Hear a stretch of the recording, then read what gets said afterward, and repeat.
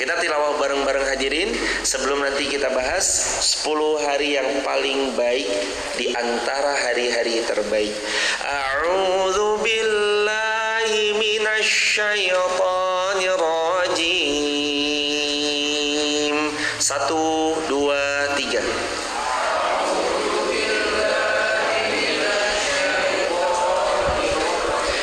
Bismillahirrahmanirrahim.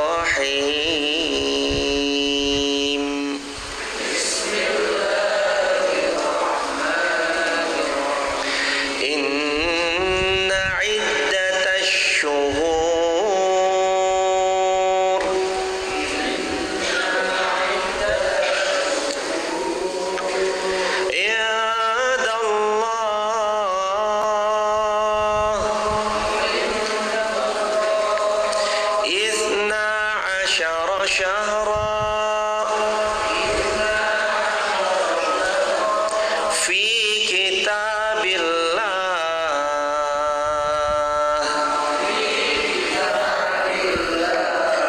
Yauma khalaqas samawati wal ard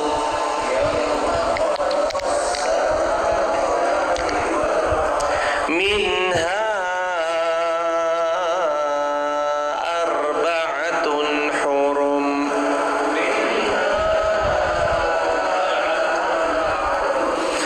dzalikad dinul qayyim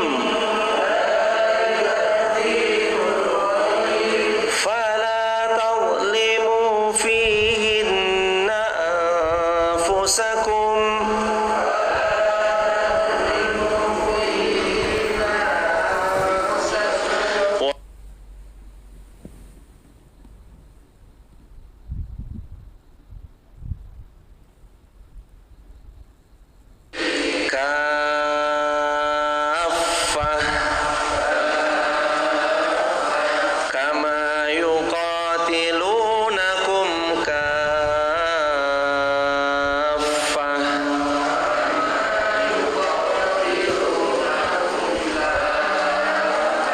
wa'lamu annallaha ma'al muttaqin.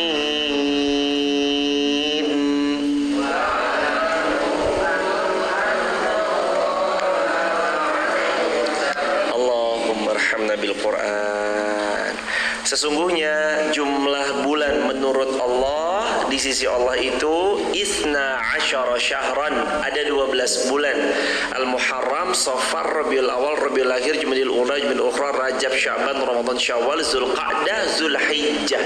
Ada 12. Minha arba'atun hurum, di antara 12, 4 ada bulan yang paling istimewa. 4 itu disebut dengan bulan haram. Apa aja di antara 12 bulan yang tadi? 4 di antara bulan haramnya. Yang pertama Rajab. Lalu kemudian berikutnya Zulqa'dah, Zulhijjah, Al-Muharram. Salasa mutawaliyat. 3 bulannya nyambung. Jadi kalau kita nanti ketemu sekarang bulan akhir Zulhijjah, besok sebentar lagi masuk kepada bulan sekarang Zulqa'dah, besok masuk kepada bulan Zulhijjah, berikutnya masuk kepada bulan Al-Muharram. Ini pertanda jemaah kita sedang berada di bulan terbaik. Tema kita 10 hari terbaik yang akan kita datangi insya Allah sebentar lagi. Mudah-mudahan ada umur sampai awal Zulhijjah.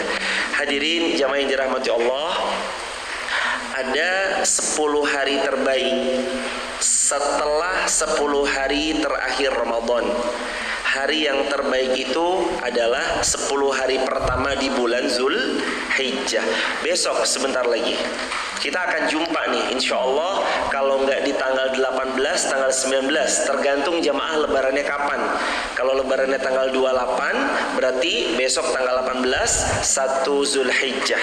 Kalau lebarannya 29, berarti 19 Zulhijjah. Tergantung nanti jamaah lebarannya kapan, di situ dimulai ketetapannya. Tapi kalau mau mengambil pada hadis Nabi, walaupun nanti perbedaan pendapat para ulama itu banyak banget, di antaranya jamaah yang dirahmati Allah, hadis populer, berpuasalah kalian di hari Arafah ketika jamaah haji sedang wukuf di padang Arafah.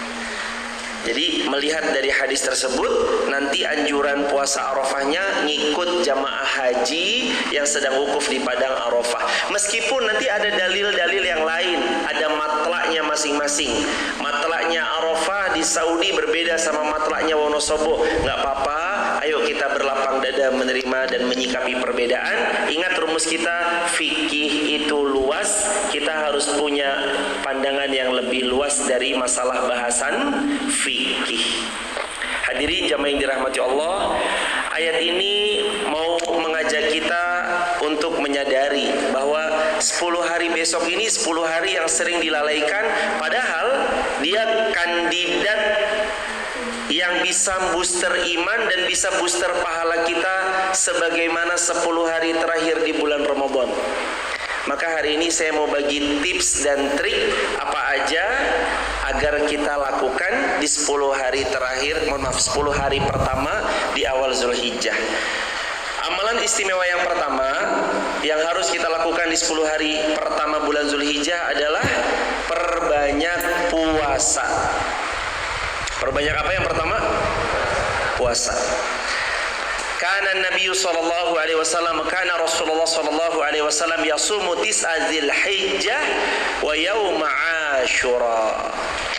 Adalah Rasulullah sallallahu alaihi wasallam, beliau tidak pernah meninggalkan puasa tanggal 9 Zulhijjah, atau kita kenal dengan puasa disebut juga dengan puasa Arafah. Ini hadirin, ada satu keistimewaan yang jamaah jangan sampai meninggalkan puasa Arafah.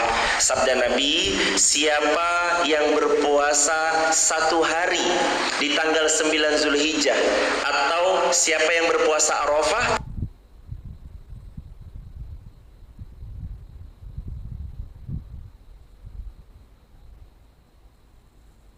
tapi bukan berarti nanti setahun ke depan kita berbuat dosa seenak diri kita, enggak. Bukan berarti tahun depan terus kita maksiat sama Allah seenak hati kita, enggak. Tapi maksudnya 1 tahun yang akan datang Allah jaga kita, Allah hijabi kita dari perilaku-perilaku maksiat yang membuat pemiliknya tergelincir dalam dosa. Disebabkan apa? Karena puasa Arafah. Nanti kalau jamaah mau ngambil dalil yang tadi, kapan? Nanti kan muncul pertanyaan, tanggal berapa sih puasa Arafah? Tanggalannya kalau berdasarkan dalil yang tadi, berpuasalah di hari Arafah ketika jamaah haji sedang wukuf di padang Arafah. Nanti kalau jamaah mengambil dalil yang satunya, setiap tempat ada matlaknya masing-masing. Ternyata jamaah mengambilnya beda nih.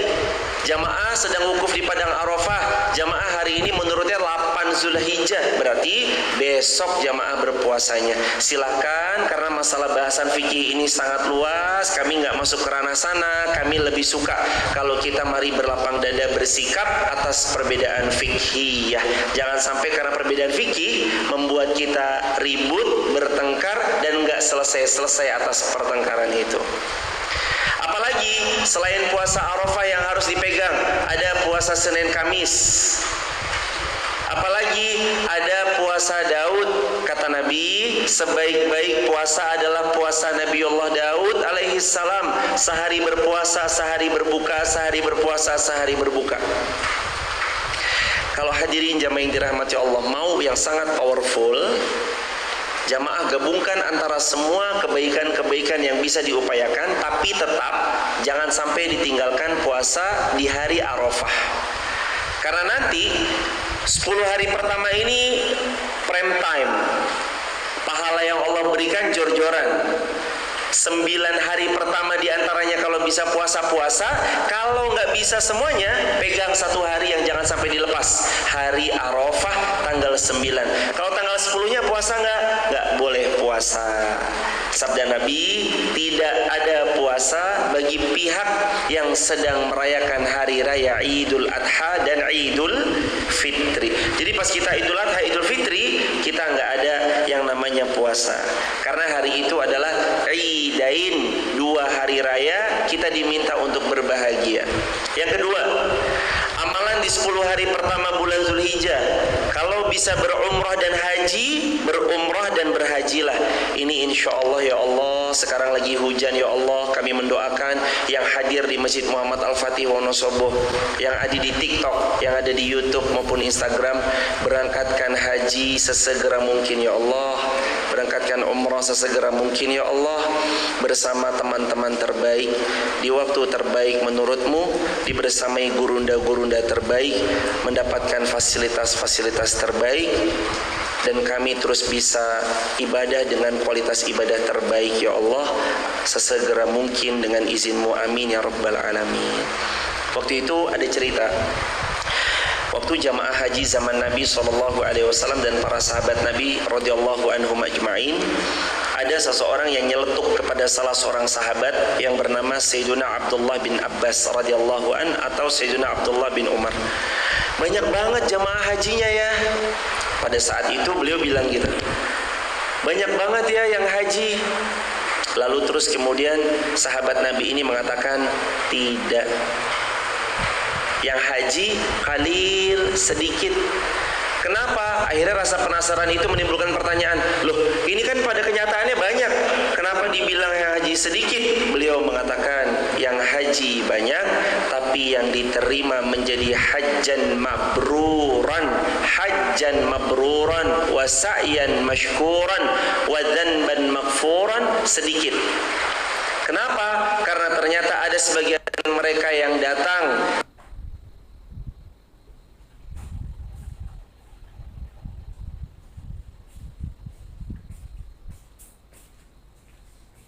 hanya untuk sematan-sematan kebanggaan. Ada sebagian di antara mereka yang datang, bukan Allah yang dia cari, tapi panggung dunia yang ingin dia miliki. Bermacam-macam orang pergi ke sana jamaah dengan tujuan yang macam-macam. Beragam orang pergi haji, beragam orang yang pergi umrah, tujuannya beda-beda. Ada yang pure karena Allah, ada yang pure karena sekedar dunia semata. Hadirin jamaah yang dirahmati Allah, ini yang gak mudah, terutama buat yang berbicara. Kita hidup di zaman teknologi yang kadang semua sudah menjadi realitas. Teknologi ini udah bukan barang mewah. Pada tahun 2000-an, 2005, 2010, iya ini barang mewah. Tapi sekarang ini sudah menjadi realitas. Kalau beberapa tahun yang lalu maksiat belum merajalela karena tidak ada platform yang mempromosikan maksiat mereka. Tapi sekarang maksiat sudah merajalela, sehingga sudah saatnya kebaikan juga harus disyiarkan agar tidak serta-merta menjadi kebaikan yang disembunyikan sehingga banyak orang nggak tahu.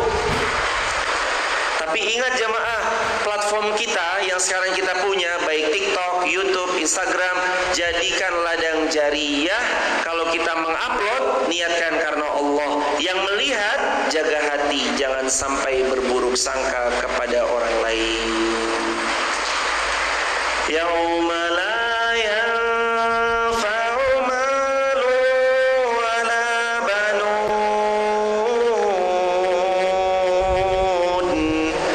illa man atallaha biqalbin salim. Akan ada hari di mana besok harta kita nggak lagi manfaat, tunggangan kita nggak lagi manfaat, anak-anak yang kita banggakan selama ini nggak lagi bermanfaat. Illa man, kecuali siapa orang yang dia menghadap Allah, atau Allah dia wafat meninggal dunia biqalbin salim, hatinya dalam keadaan selamat. Siapa yang hatinya selamat? Mereka yang ibadahnya hanya karena Allah. Habis ini bukan berarti jamaah yang umroh, yang haji nggak boleh upload sama sekali. Enggak. Kadang justru cara kita bisa jadi dengan wasilah uploadan yang kita upload, ada orang sadar yang tadinya nggak tergetar hatinya untuk berumroh, jadi sadar untuk berumroh. Karena kita upload, yang tadinya hatinya nggak tergetar untuk berhaji, jadi tergetar untuk berhaji. Karena satu postingan bahwa ada seorang bapak-bapak, rumahnya sangat sederhana, lantainya bukan keramik, apalagi granit, apalagi marmer, tapi masih tanah. Rumahnya itu hampir-hampir mau rubuh, tapi beliau berangkat haji. Ditanya, Pak, sudah berapa lama nabung untuk berangkat haji? Kami menabung 15 tahun lamanya, dan kami menunggu 10 tahun lamanya, baru Allah panggil kami di 2023 menjadi jamaah haji. Ada orang kaya yang nonton, lalu hatinya tergetar. Ya Allah, kalau dia bisa, rumahnya masih demikian, tapi Engkau berangkatkan ia ke rumahmu.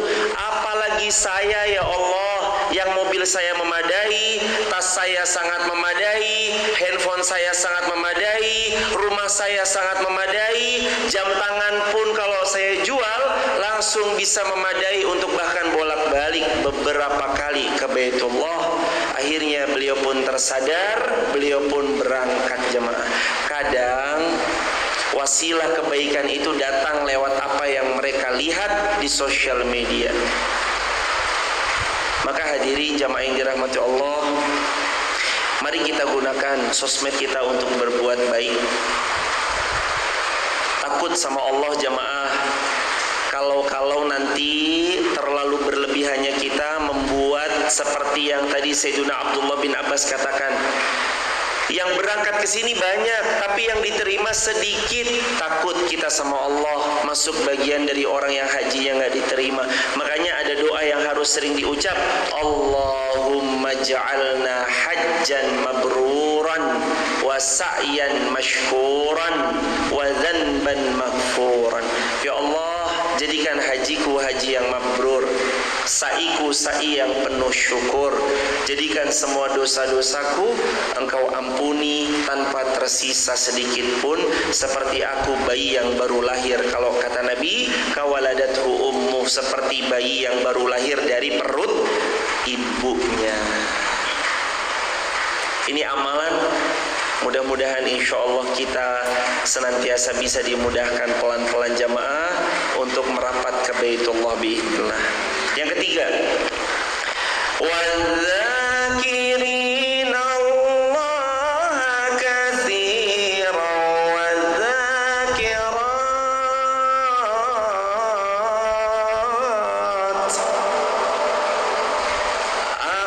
a'addallahu lahum maghfiratan wa ajran 'azima.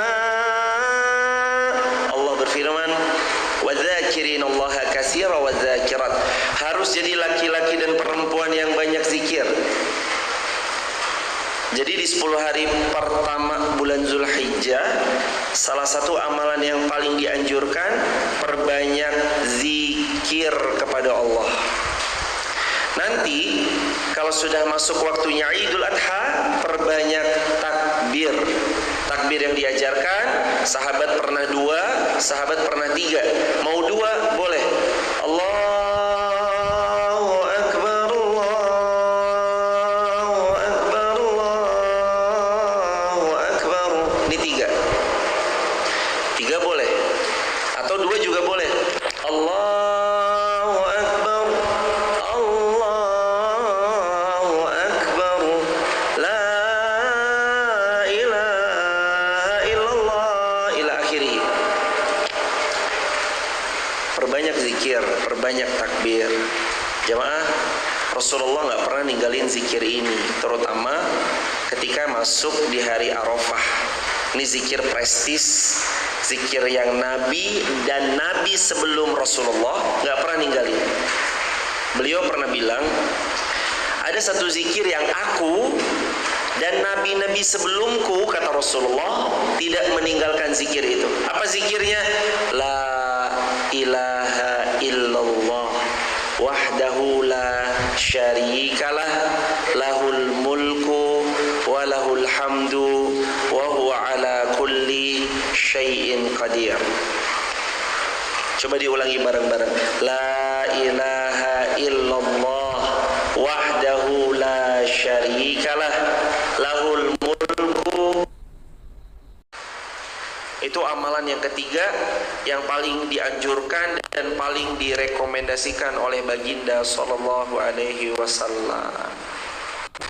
Bahkan jamaah Sayyiduna Abu Hurairah itu pernah masuk ke dalam pasar. Lalu orang-orang pasar itu dipanggil sama beliau. Woi orang-orang pasar, kumpul. Kata Sayyidina Abu Hurairah. Iya Abu Hurairah, ada apa? Ayo bertakbir ya kalian. Cuma gitu doang. Lalu Sayyidina Abu Hurairah keluar dari pasar setelah semua orang-orang pasar dipastikan bertakbir meninggikan nama-nama Allah. Jadi beliau cuma datang ke pasar, reminder, orang pasar jangan lupa takbiran ya, orang pasar jangan lupa berzikir ya, orang pasar jangan lupa ingat Allah ya. Setelah semua orang-orang pasar itu berzikir, bertakbir, mengingat Allah, bertasbih, mengagungkan asma-asmanya Allah, bertahlil, bertahmid, beliau keluar dari pasar, lalu beliau mengingatkan yang lain. Ada dalam sebuah asar dianjurkan untuk memenuhi gema takbir, zikir-zikir, mengagungkan nama-nama Allah di pasar, di jalan-jalan, di masjid-masjid, dan di tempat-tempat umum dengan tujuan mengagungkan nama-nama Allah Subhanahu wa ta'ala. Hadirin, zikir Bilal pun juga jadi salah satu zikir favorit. Kalau dulu ahadun ahad, tapi kalau kali ini zikir Bilal itu kalau kita terjemahkan ini ke dalam bahasa zikir yang paling fenomenal, la ilaha illallah. Karena Bilal bin Rabah waktu itu belum begitu banyak punya pengetahuan, karena beliau terbatas. Mau belajar nggak bisa, waktunya terbatas karena jadi budak. Majikannya kalau ketahuan langsung disiksa. Maka yang Bilal tahu ahadun ahad.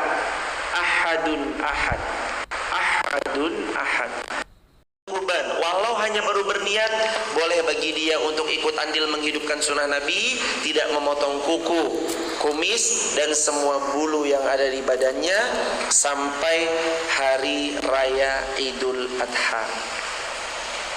Jadi kita boleh nih, selain tadi ya puasa Arafah, kita boleh juga ikut nggak motong kuku 9 atau 10 hari, nggak mencukur kumis 10 hari, sampai nanti hari ke-10 baru dipotong kukunya, baru dicukur kumisnya. Sampai Nabi bersabda, kalau kalian nanti mendapati hari 11 ada rezeki 12, 13 dari yang diniatkan, boleh bagi kalian boleh untuk berkurban semampunya. Dan jamaah perlu tahu juga, Allah kasih keistimewaan tentang yang berkurban dibanding yang sedekah dengan nominal sama, lalu ketemu sama kurban, itu pahalanya masih lebih besar orang yang berkurban dibanding yang sedekah dengan nominalnya sama. Contoh, kita mau kurban, ikut sapi harga satu slot atau satu bagian sepertujuhnya 3 juta sampai 4 juta. Ketika jamaah sedekah ngeluarin uang 3 juta atau 3 sampai 4 juta, 1/7-nya sapi, dibanding jamaah mengeluarkan 4 juta untuk uang sedekah, pahalanya jauh lebih besar pahala berkurban. Rasulullah pernah bersabda dalam satu riwayat, yang sampai bukan hanya sekedar kurbanmu, bulu-bulunya atau dagingnya atau sumsum tulangnya, tapi yang sampai di sisi Allah adalah takwanya sampai di sisi Allah Subhanahu wa taala. Makanya ibadah haji, lalu ibadah kurban, lalu ibadah puasa Arafah, lalu ibadah zikir di 10 10 hari pertama Zulhijjah.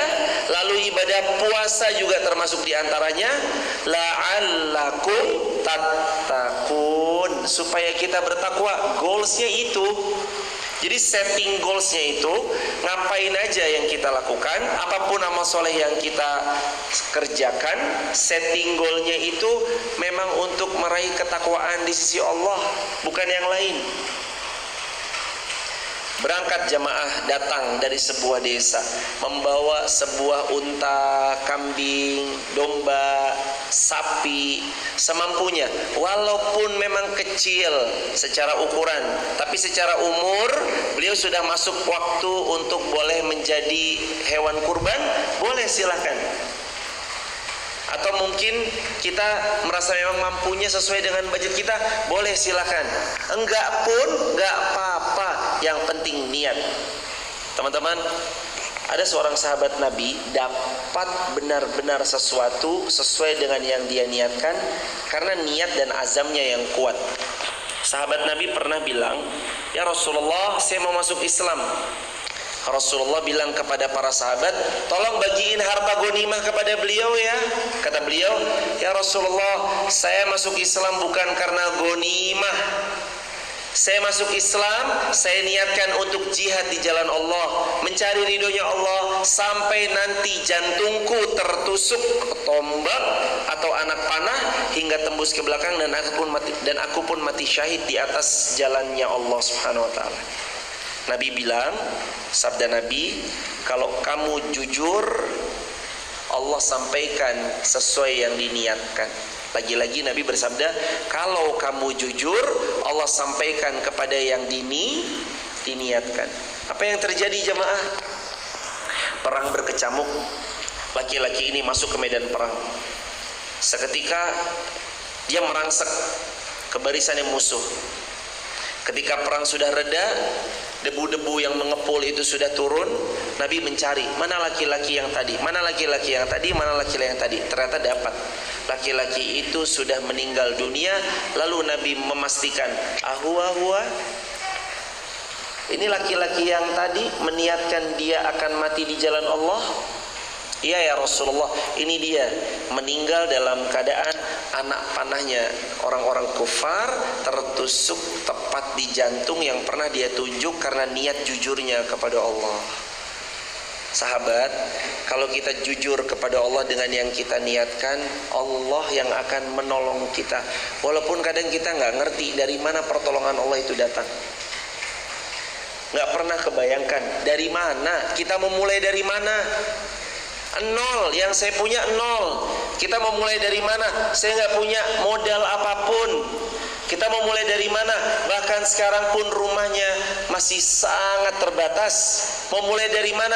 Saat manusia banyak meragukan, itu tandanya Allah ingin menolong kita tanpa harus mendengarkan kata-kata manusia yang berusaha menjatuhkan. Wahai hambaku, pastikan pada dirimu, aku Allah yang akan menolongmu langsung tanpa perantara siapapun.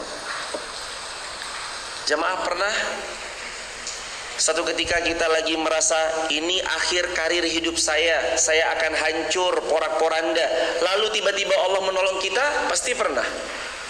Jamaah pernah merasa kayaknya saya nggak bakalan bisa punya rezeki karena rezeki saya sudah ditutup, rezeki saya diambil sama si fulan ngambil jatah rezeki saya bisa mati kelaparan, lalu Allah tolong? Pasti pernah.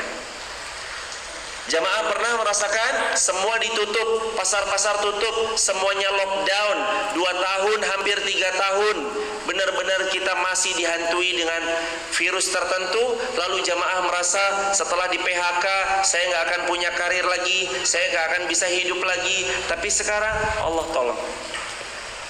Bukankah berarti kalau sekarang kita sedang diuji, Allah akan memainkan pola yang sama untuk kita? Bukankah kalau sekarang kita sedang merasa hancur porak-poranda, Allah pasti akan memainkan yang sama, pola yang sama untuk menolong kita? Jangan khawatir jamaah, Allah pasti menolong kita dengan pola pertolongan terbaik dari Allah. Karena polanya selalu sama. Diguncang hatinya. Idza zulzilatil ardu zilzalaha. Kamu digoncang dulu. Ya buminya bergoncang, jiwamu juga tergoncang. Buminya bergoncang, pikiranmu juga tergoncang. Ini uang dari mana ya Allah? Harus bayar segera ya Allah. Bagaimana hamba akan punya keturunan ya Allah? Sedangkan istri hamba mandul. Bagaimana ya Allah hamba akan punya adik? Sedangkan kakak-kakak hamba saja begini dan begitu mengecewakan orang tua. Bagaimana ya Allah saya akan dapat pekerjaan? Sudah 102 formulir hamba isi, tak satu pun ada panggilan. Bagaimana ya Allah saya akan begini dan saya akan begitu? Allah jawab, la tahzan, innallaha ma'ana. Jangan bersedih, ada Allah. Jangan galau, ada Allah. Jadi sebenarnya nanti ada pengorbanan yang sekarang saya mau sisipkan itu, di balik kurbannya seekor, di balik kita berkurban seekor hewan, ada yang harus teman-teman dan saya, kita semua bareng-bareng belajarlah untuk mengorbankan sesuatu untuk Allah. Karena yang tadi bahasannya, yang sampai bukan bulunya, bukan kulitnya, bukan tulangnya, bukan sumsumnya, bukan dagingnya, tapi yang sampai kepada Allah adalah takwanya seorang hamba yang rela berkorban. Hadirin, berkorban untuk Allah saatnya jamaah. Kalau jamaah mentok kepada siapapun, ini berarti sudah saatnya. Ayo kita korbankan untuk Allah semampu kita. Berulang kali sepertinya di beragam majelis saya sampaikan, korbankan waktumu jika engkau memiliki waktu yang luang untuk agama Allah. Korbankan fikiranmu kalau kamu memang punya waktu yang luang untuk membersamai agama Allah.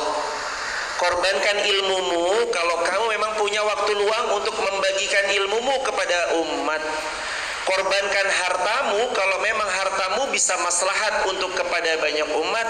Dan korbankan apa yang Allah titipkan kepada kita kalau memang itu bisa menjadikan kita lebih dekat kepada Allah Subhanahu wa ta'ala. Karena gak ada cinta tanpa pengorbanan tuh gak ada. Omong kosong belaka. Kalau ada seorang istri bilang sayang sama suaminya, lalu suaminya meminta akan sesuatu tapi istrinya nggak mau mengabulkan, bukan cinta, hanya omong kosong belaka. Sebaliknya, kalau seorang suami bilang sayang sama istrinya tapi begitu disuruh sesuatu suaminya enggan, itu namanya omong kosong belaka. Karena cinta identik dengan pembuktian.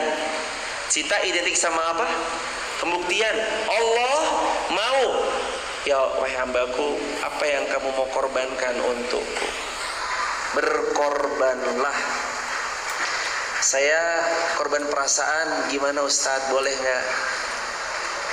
Yang korban perasaan boleh, asalkan dia menghadirkan rasanya untuk Allah, cintanya hanya kepada Allah, perasaannya dia hanyutkan hanya untuk larut di dalam apa yang Allah perintahkan, sangat boleh. Tapi kalau perasaannya dikorbankan kepada yang belum halal, ini baru PR. Dia mulai flirting, dia mulai merayu dengan rayuan-rayuan yang gak pantas, sampai berujung kepada perzinahan, ini baru yang enggak. Maka bab kurban kembali lagi, bab tentang relanya seorang hamba memberi sesuatu untuk Allah. Waktu itu Rasulullah pernah cerita, ada orang masuk surga, masuk neraka gara-gara seekor lalat. Kok bisa? Gini ceritanya. Al-Kisah, ada dua orang lewat di dalam hutan. Dua orang ini ditangkap sama satu suku ini kanibal. Kalau orang ini tidak mau mempersembahkan untuk Tuhan atau sesembahan mereka, akan dimakan orang ini, akan direbus, dimakan sebagai santapan mereka. Jamaah yang dirahmati Allah, ketika dua orang ini di tengah hutan ditangkap sama suku tersebut, kepala sukunya bilang, "Hei, berikan sesembahan untuk Tuhan kami, kamu bebas, walaupun seekor nyamuk atau seekor lalat." kalau kamu nggak memberikan sesembahan untuk Tuhan kami, kamu yang akan jadi sajian makan malam kami, kata kepala sukunya. Dua orang ini lalu diawasi jemaah. Yang satu mencari lalat, dapat lalat 1 ekor. Yang satu nggak dapat lalat karena dia nggak mau. Ditanya, kamu dapat apa? Wahai kepala suku, saya dapat seekor lalat. Ini saya serahkan untuk sesembahan Tuhan kalian. Oke, kamu bebas. Yang satunya lagi nggak mau. Ditanya, wahai fulan, apa yang kamu dapatkan untuk sesembahan kami? Beliau menjawab, tidak layak bagi orang beriman memberi sesuatu kepada selain Allah. Dia pun akhirnya dipenggal, akhirnya dikuliti, dimasak, dimakan jadi santapan mereka. Lalu sabda Nabi, laki-laki yang mengorbankan lalat untuk selain Allah masuk neraka, laki-laki yang disantap karena tidak mau menyerahkan kepada sesembahan selain Allah walau seekor nyamuk, laki-laki itu masuk surganya Allah Subhanahu wa taala. Masuk surga gara-gara seekor lalat, masuk neraka juga gara-gara seekor lalat. Hadirin jamaah yang dirahmati Allah, itu namanya berkorban. Apa sih yang udah kita korbankan? Jangan-jangan kita salah berkorban lagi. Ada orang untuk meraih satu entertain dunia, dia bisa banget berkorban mati-matian. Ada salah satu entertain, dia kejar, beli tiketnya 11 juta atau 12 juta atau berapa belas juta, dibeli tiketnya, penginapannya dibeli, pesawatnya dibeli, belum lagi akomodasinya dibeli, nanti antar jemputnya dia beli, untuk logistik makannya dia GoFood atau Grab. Dia keluar uang banyak untuk entertain. Dia berkorban besar untuk hal itu. Tapi begitu disuruh untuk berkorban untuk Allah, untuk agama Allah, tak tergetar hati, jiwa dan raganya. Uang 100.000 masuk mall, mahal atau murah? Uang 100.000 masuk mall, banyak atau sedikit? Sedikit. Uang 100.000 masuk kotak infak, banyak atau sedikit? Aduh, banyak banget ya. Hadirin, itulah gambaran pengorbanan kita. Hari ini kita belum bisa berkorban sehebat sahabat berkorban. Mereka tuh bukan cuma berkorban harta, mereka bahkan bertaruh nyawa jemaah. Untuk apa? Untuk agama Allah Subhanahu wa ta'ala. Yang kelima, 10 Zulhijjah dianjurkan oleh Allah untuk memperbanyak taubat.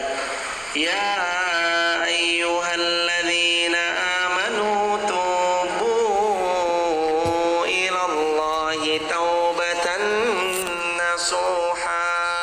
Wahai orang beriman, taubat kalian kepada Allah dengan taubatan nasuha. Jadi jamaah, Allah itu zat yang maha baik. Jamaah nggak usah mikir bahwa Allah kayaknya nggak ngampunin saya deh. Itu godaan syaitan supaya kita nggak mau cepet-cepet taubat sama Allah. Kita memang kayak dihantui sama kesalahan kita. Itu barang pasti.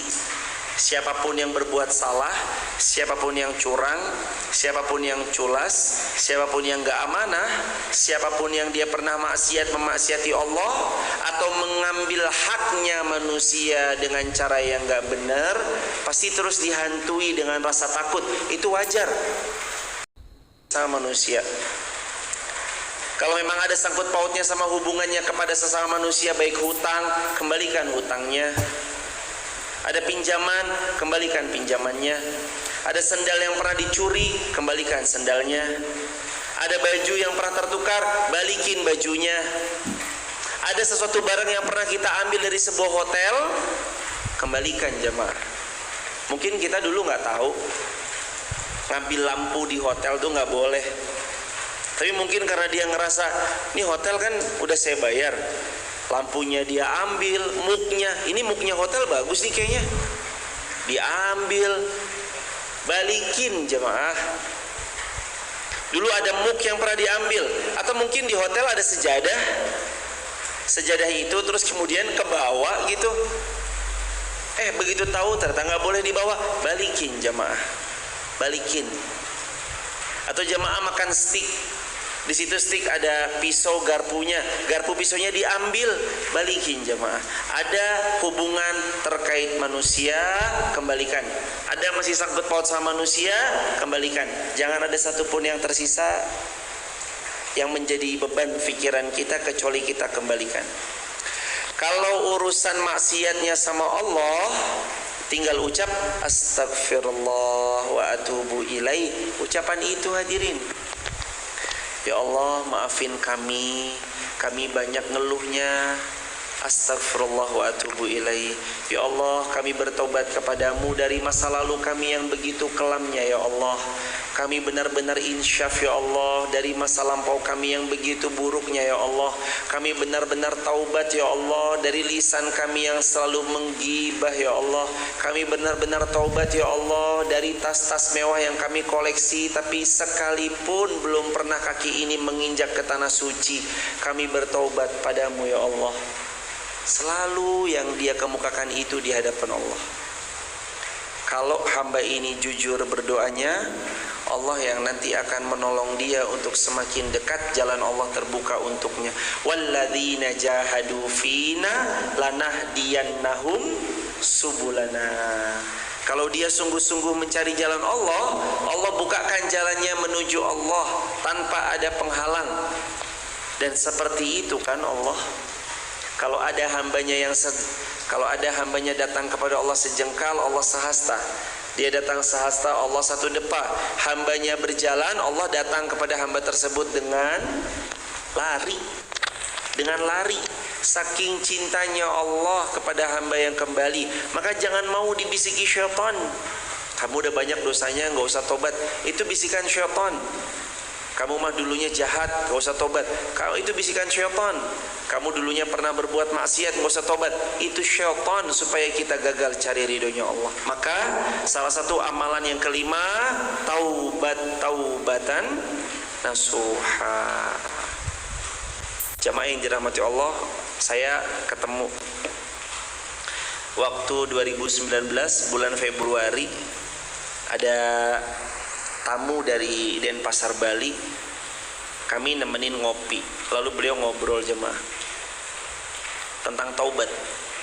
Jadi di satu kota, kota itu beliau punya circle-nya yang hampir tiap malam itu clubbing, minum-minuman yang tidak Allah senangi dan tidak Allah ridhoi, zina dan segala bentuk macam-macamnya.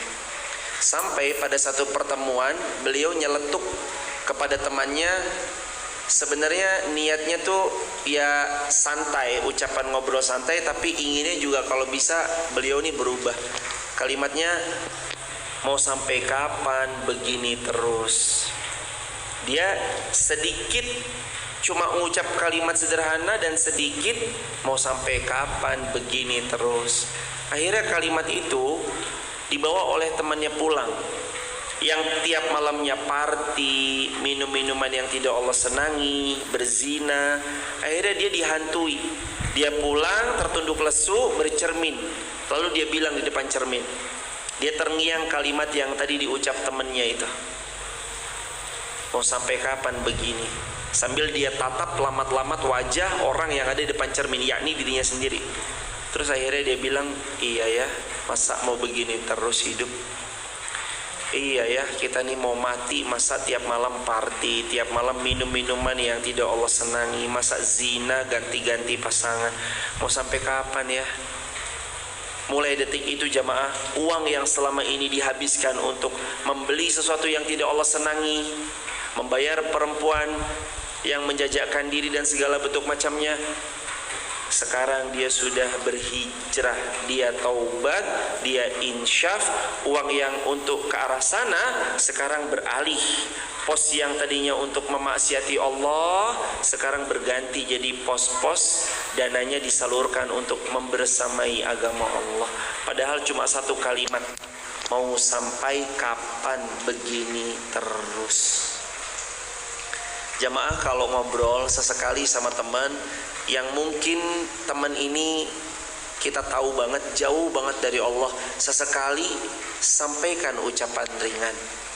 Pernah gak sih kita ngerasain kita lagi ngobrol gini, tahu-tahu pulang ada yang dibawa, iya juga ya, harusnya saya tadi gak gini ya, makasih tuh si teman udah. Saya kemarin reuni jamaah, reuni teman-teman pondok Mu'alimin Jogja. Kami 6 tahun di pondoknya Mbah Yai Haji Ahmad Dahlan. Ada satu teman saya sambil nepok pundak namanya Ghazali, beliau bilang, "Van, jangan lupa zikir pagi petang." Saya nginget sampai detik ini. Jadi ceritanya kita lagi ngobrol, ada saudara yang sakit. Sakitnya itu dicari secara medis, nggak kebaca. Tapi lalu terus kemudian begitu didatangkan beberapa orang-orang yang ahli ruqyah, dibaca, nih kayaknya penyakitnya ain nih. Penyakit yang timbul karena mata yang dengki saat melihat dia dengan kesuksesannya. Nih kayaknya penyakitnya penyakit kena ain, penyakit ain. Dan Nabi bersabda, wal ainu haqq, dan penyakit ain itu haqq, benar adanya. Cerita tentang ada saudara yang sedang kena penyakit ain, lalu beliau menepuk pundak kami. Hati-hati Van, baca zikir pagi petang. Jamaah, ingatan saya sama ucapan Ghazali, teman kami orang Makassar, saya mau ngingetin lagi sama jamaah. Jamaah, zikir pagi petang jangan ditinggal. Mulai detik ini juga, zikir pagi petang jangan ditinggal. Hati-hati penyakit ain. Kita nggak tahu siapa yang nonton postingan kita. Kita nggak tahu mereka punya niat apa dalam dada mereka ketika mereka melihat postingan kita. Ada yang takjub, Masya Allah tabarakallah. Ada yang suka, tapi ada juga yang mungkin menyimpan, ya Allah, musnahkan ya Allah, ya Allah, pindahkan nikmatnya ke saya ya Allah. Hati-hati yang dengki, itu bisa aja. Ketika kita punya tas yang bagus, ketika difoto, sebentar tas saya belum ikut ya. Lalu terus kemudian begitu kita bilang, alhamdulillah kebeli juga limited edition setelah 5 tahun kita pre-order misalkan. Itu orang melihatnya hatinya macam-macam. Allah, ada yang suka, ada yang nggak suka. Takut-takut kalau sedang ainnya itu sampai ke kita, itu bahaya. Zikir pagi petang itu jadi perisai. Jamaah jangan tinggal. Tapi saya nggak hafal boleh baca nggak? Boleh. Aduh terlalu panjang, 15 menitan. Boleh lebih singkat nggak? Boleh. Singkat pun masih panjang, 7 menitan. Boleh disingkat nggak? Semenit aja. Boleh. Baca apa? Sayyidul istighfar. Allahumma anta rabbi, la ilaha illa anta, khalaqtani, wa ana abduka, wa ana ala ahdika, wa wa'dika, mastata'tu, a'udzubika min syarri ma sana'tu, abu'u laka bi ni'matika alayya, wa abu'u bi dzambi faghfirli fa innahu la yaghfiru dzunuba illa anta. Zikir pagi petang jangan ditinggal. Benar jemaah, ini penghijab kita jemaah. Zaman sudah berubah, teknologi sudah menjadi realitas. Semua yang disebut benteng-benteng sebagai seorang muslim itu harus punya benteng-benteng penjaga pelindung kita dari beragam macam bahaya, harus kita punya. Benteng itu salah satunya adalah zikir pagi dan petang. Benteng berikutnya sodakoh. Ini yang terakhir jamaah. Amalan terakhir yang jamaah bisa lakukan ketika 10 hari pertama bulan Zulhijjah adalah sodakoh. Lah uang saya terbatas, pilih sedekah atau kurban? Kalau uangnya terbatas, kurban. Tapi kurban udah ada pos sendiri. Saya sudah siapkan pos pendanaan, maksudnya saya siapkan perencanaan uang saya untuk kurban udah ada. Tapi saya masih punya lebihan untuk sedekah. Di waktu kapan terbaik kita sedekah? Waktu subuh. Kalau jamaah bisa sedekah di waktu subuh, itu sedekah terbaik. Lakukan di waktu subuh. Kenapa kok sedekah? Karena sabda Nabi, siapa yang bersedekah, ia akan otomatis menolak bala-bala yang mau datang, karena bala tidak bisa menembus orang yang bersedekah. Makanya sedekah tolak bala itu benar.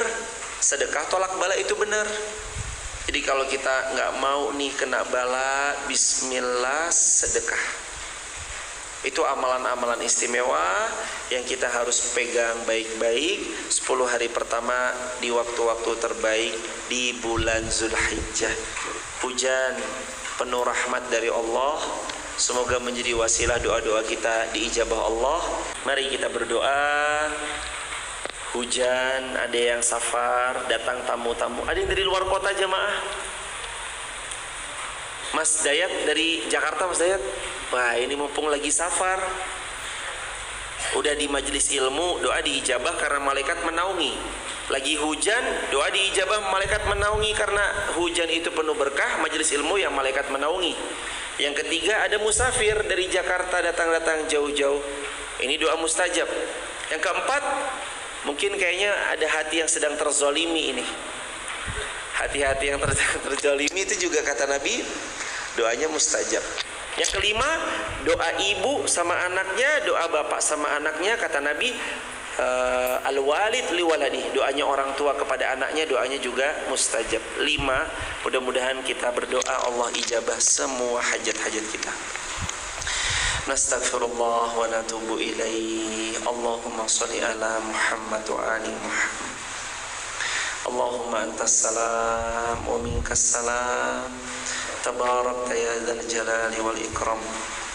Allahumma la sahla illa ma ja'altahu sahla wa anta taj'alul hazan idza syi'ta sahla. Allahumma inna nas'aluka ilman nafi'an wa rizqan tayyiban wa amalan mutaqabbala. Allahumma inna nas'aluka al-huda wat tuqa wal afafa wal ghina.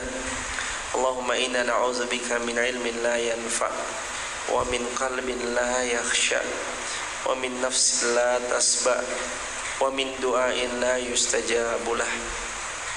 Allahumma innaka 'afuwun karim tuhibbul 'afwa fa'fu 'anna ya karim. Allahumma inna nas'aluka ridhaka wal jannah wa na'udzubika min sakhatika wan nar. Allahumma inna nas'aluka ridhaka wal jannah wa na'udzubika min sakhatika wan nar. Allahumma inna na'udzubika min ilmin la yanfa' wa min qalbin la yakhsha wa min nafsin la tasba' wa min du'ain la yustajabu lah. Ya Ghaffar, ya Qahhar, ya Rabbal alamin. Ya Allah, karuniai kami hati yang tulus dalam beramal salih, jiwa yang lapang memaafkan kesalahan orang lain. Ya Allah, karuniai kami anak, cucu, menantu, keturunan yang salih salihah. Ya Allah, anugerahi keturunan kami ahli ruku, anugerahi keturunan kami ahli sujud, anugerahkan kepada keluarga kami sakinah, mawaddah, warahmah. Ya Allah, kalau kami wafat, jadikan keturunan kami pelanjut, penerus, penyambung setiap amal soleh yang sudah kami tanam. Ya Allah, ya Allah, anugerahi kepada kami ya Allah mudah untuk berinteraksi dengan Al-Quran, mudah untuk terus dekat-dekat dengan Al-Quran, selalu setiap hari tanpa terlewat mentadaburi ayat-ayat Al-Quran. Ya Allah, jadikan kekuatan kami untuk tetap semangat hadir ke majelis ilmu, seperti indahnya saat pertama kali kami sampai di masjid ini. Ya Allah, seperti pertama kali indahnya kami duduk bermajlis di majelis ilmu. Ya Allah, seperti pertama kali semangat kami untuk senantiasa mendapatkan ilmu terbaik dari guru-guru kami. Ya Allah, ya Allah, orang tua kami sudah berpulang, lapangkan kubur beliau, jadikan riyad min riyadil jannah ya Allah. Ya Allah, orang tua kami masih hidup ya Rahman, jadikan usia beliau berkah ya Allah. Jadikan kami bisa bakti pada beliau ya Allah.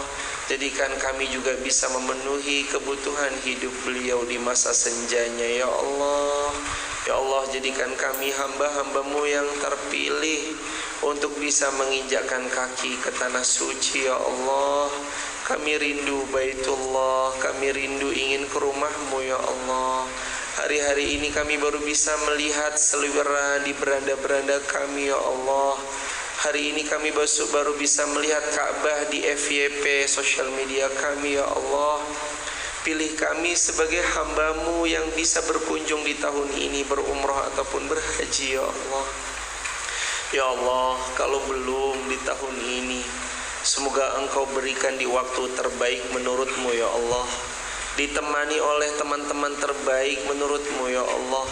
Dibersamai umrah dan haji kami oleh guru-guru terbaik menurut-Mu, dan di waktu terbaik yang Engkau yakin telah menetapkan kepada kami ya Allah. Ya Allah, anugerahi kami ya Allah mata yang pandai bersyukur, telinga yang selalu mendengar yang baik, tangan yang mudah berderma, kaki yang selalu dilangkahkan kepada kebaikan. Jadikan pikiran kami selalu memikirkan kemaslahatan, hati kami selalu condong memikirkan kebaikan, dan lisan kami selalu berucap ucapan kebaikan. Wahai Allah, jadikan wasilah-wasilah yang kami posting, apapun yang kami unggah, sebanyak apapun konten yang kami upload, menjadi amal jariah bagi kami sesudah kami mati nanti ya Allah. Jangan jadikan pemberat hisab yang malah mengalirkan dosa jariah bagi kami ya Allah. Jadikan sosial media kami sebagai jariah pahala bagi kami ya Rahman. Ya Allah, ya Rahman, ya Rahim. Di sini kami bersimpuh, di Masjid Muhammad Al-Fatih ini kami bersimpuh memohon padamu ya Allah. Berkahi SHQ MAF, Sekolah Hafiz Quran yang tahun ini tanggal 17 Juli akan mulai membersamai 12 orang siswa SHQ MAF ya Allah. Jadikan penuh berkah, dan juga seluruh sekolah kaum muslimin dimanapun ya Allah. Berkahi ya Allah, ridhoi ya Allah. Jadikan sebagai punggawa-punggawa yang menggemilangkan generasi di masa yang akan datang. Ya Allah, 2024 berikan pemimpin terbaik menurut-Mu ya Allah. Berikan pemimpin yang taat, yang adil, yang patuh, yang tunduk kepada semua syariat-syariat-Mu ya Allah. Jangan jadikan kami bercerai-berai, berpecah belah. Jadikan kami semua tetap bisa ya Allah bersaudara sampai syurga. Ya Allah, kepadamu ya Allah kami menitipkan segala hajat dan urusan-urusan kami. Kami menyerahkan kepada Engkau ya Allah semua apa yang menjadi keluh kesah dalam hidup kami. Rasa takut dari dosa yang terus menghantui, terima tobat-tobat kami ya Allah. Berikan kami kekuatan menyelesaikan urusan-urusan kami yang masih harus diselesaikan ya Allah. Dan jangan wafatkan kami kecuali 4 kondisi ya Allah. Yang pertama, wafatkan kami dalam keadaan terhindar dari hutang dan segala tanggungan. Yang kedua ya Allah, wafatkan kami ya Rabb dalam keadaan mati syahid. Atau yang ketiga, wafatkan kami ya Allah di tanah suci Mekah atau Madinah. Dan yang keempat, kami mohon wafatkan kami dalam keadaan husnul khatimah. Rabbana atina fid dunya hasanah wa fil akhirati hasanah wa qina adzabannar. Walhamdulillahi rabbil alamin. Jamaah yang dirahmati Allah, terima kasih banyak sudah meluangkan waktu. InsyaAllah habis ini kita sholat Isya berjamaah. Setelah Isya kita baca Al-Mulk seperti biasa, satu surah. Keutamaannya sabda Nabi, siapa yang baca Al-Mulk sebelum tidur, dia terbebas dari azab kubur. Ketika dia dikubur, tidak ada azab yang menyentuhnya kecuali Allah berikan segala kebaikan-kebaikan di alam kuburnya. Mudah-mudahan nanti habis ini kita bisa baca Al-Mulk. Subhanakallahumma wa bihamdika Asyhadu an la ilaha illa anta nastaghfiruka wa natubu ilaik. Assalamualaikum warahmatullahi wabarakatuh.